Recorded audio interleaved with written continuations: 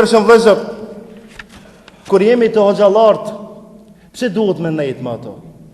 Sepse fitnën e bëjmë edhe problemin e bëjmë me zhlis duke ndejt se qohet dikush më i mençur atje dhe thot e kam dëgjuar një hadith nga pejgamberi sallallahu alaihi wasallam duke thënë njeriu që e krin apo burri që e krin nevojën e vogël në kam nuk ka abdes edhe nuk është i pastër. Mirë po ka dikush aty më i mençur se ki.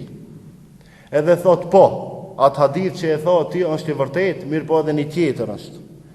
Që njeri, ka thonë pejgamberi sallallahu alaihi wasallam, që e krin nevojën e vogël në kam, edhe është i sigurt që nuk stërpiket, mundet me e kri ashtu ai si do.